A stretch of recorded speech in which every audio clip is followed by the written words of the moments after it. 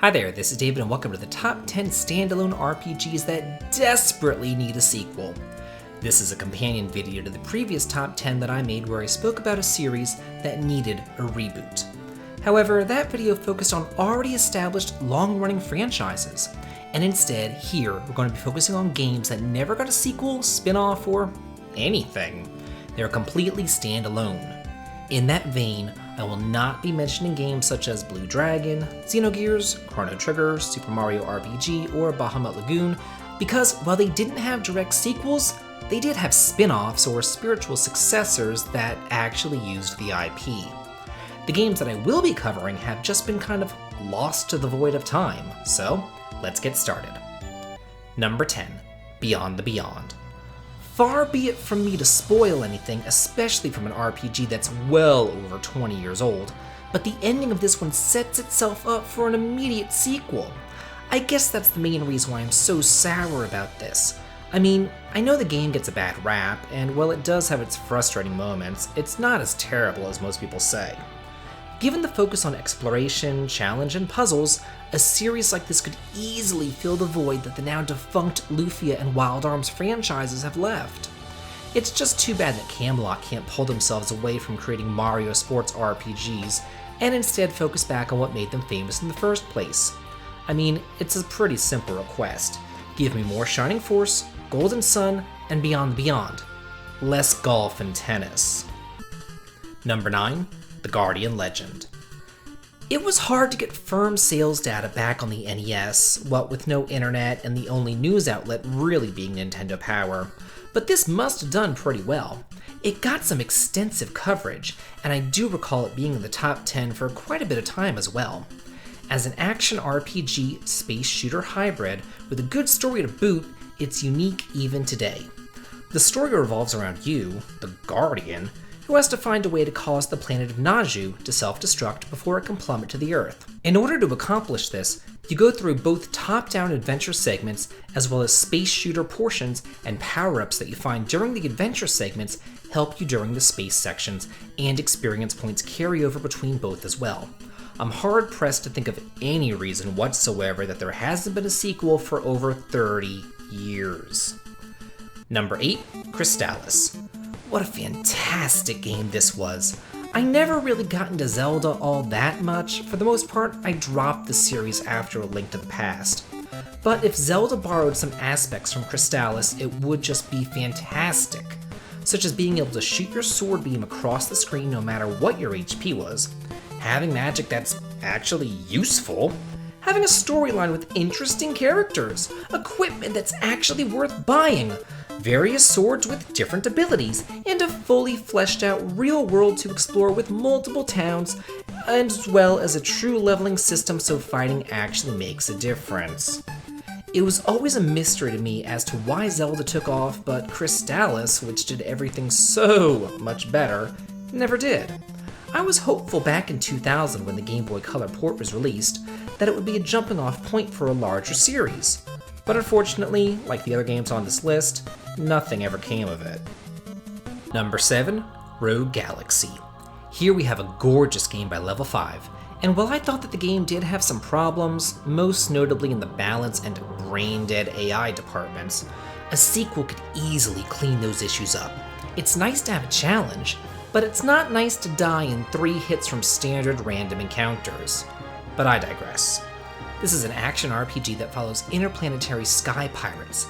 As such, the possibilities for sequels are endless. Throw in some new planets, maybe follow a different group of sky pirates in a different galaxy as they go on their own journey of discovery, or have a prequel detailing the rise of the Star King. The obvious comparison that I can make here is the Star Ocean, but while that series seems to always want to strand you on some underdeveloped planet, severely hampering your exploration, that's not the case here. Level 5 went above and beyond by giving you tons of planets, party members, and dungeons to explore. There's just so much that you can do with this IP, it's really a shame to see it just languish away. Number 6, Skies of Arcadia. I've spoken at length in many other videos of my love for this gem, and you know it's not just me. There's a pretty big cult following for this game. Why is it that all these unique series don't get sequels?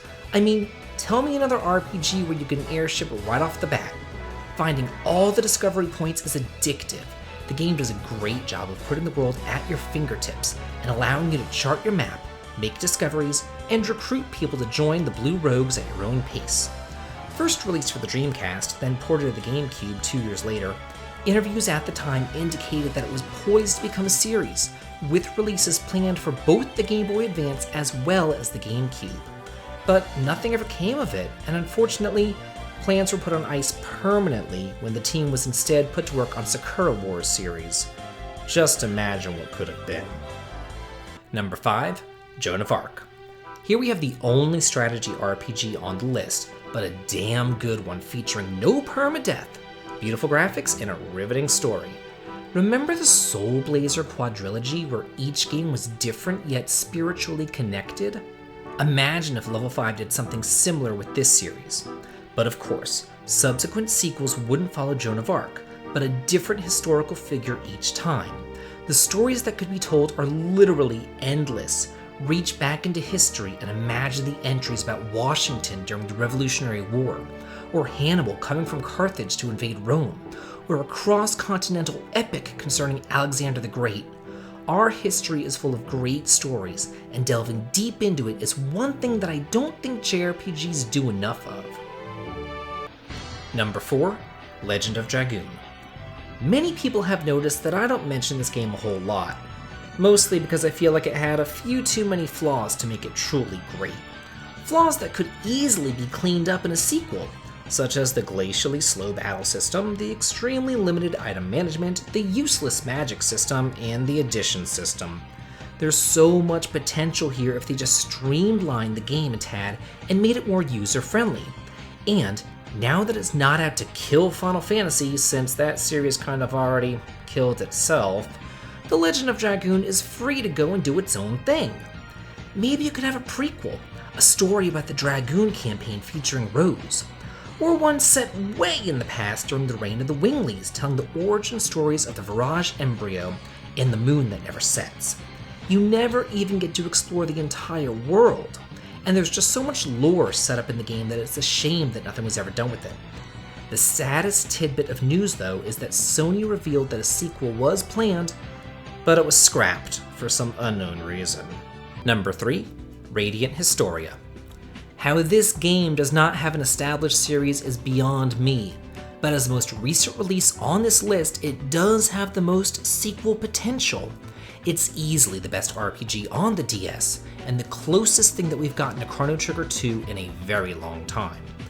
I don't think that a story following stock or the journey to end desertification would be all that well received. Personally, I would love to see an entirely new story set in either a completely different world, or since this is an RPG about time, set a few millennia in the past or future dealing with a new threat. Hopefully the 3DS remake they released only last year is a sign of good things to come. Number 2, Lost Odyssey. Let me just say what everyone's thinking. Modern Final Fantasy kinda sucks. Square needs to go back to the drawing board and recapture what made the series great in the first place. I wish that they would go back to their roots, but I've been hoping for that since Final Fantasy X, and it hasn't happened yet. Lost Odyssey is the next best thing though, with the story written by the creator of Final Fantasy himself and focusing on a party of mortals and immortals set in a steampunk environment with a gorgeous traditional world map, turn-based encounters, and a skill progression system reminiscent of Final Fantasy IX. The game oozes charm and nostalgia. It was one of the best RPGs released on its console, but I also think that that's what doomed it to near obscurity. The decision to release it exclusively on the Xbox 360. As such, not many JRPG fans got a chance to play it, and the series just kind of languishes as a result. And finally, number 1, Arcrise Fantasia. This is an underrated gem, but I'll never stop giving it the attention that it so rightfully deserves. It's one of my favorite games of all time and easily the best RPG on the Wii. Taking the challenge and turn-based battles of Dragon Quest, combined with the costumes and skits of Tales, coupled with the customization of Final Fantasy, Image Epoch created a fantastic game. I know that it gets a bad rap because of voice acting, but seriously, if the game is as good as this, do people really care about that? There's just so much that they could do with the sequel. Maybe follow Rifia, Lark, and a grown-up Cecile 500 years later, or do a parallel story fully fleshing out the journey that Alf and Adele went on during the original game. At one point, the developers even said that they were thinking of expanding the game into second and third sequels in the same vein as Final Fantasy, where each entry is completely different from the previous ones, but as we can see, nothing became of it. What are your favorite standalone RPGs that never got a sequel? Do you agree or disagree? Let me know in the comments, and as always, have a good day.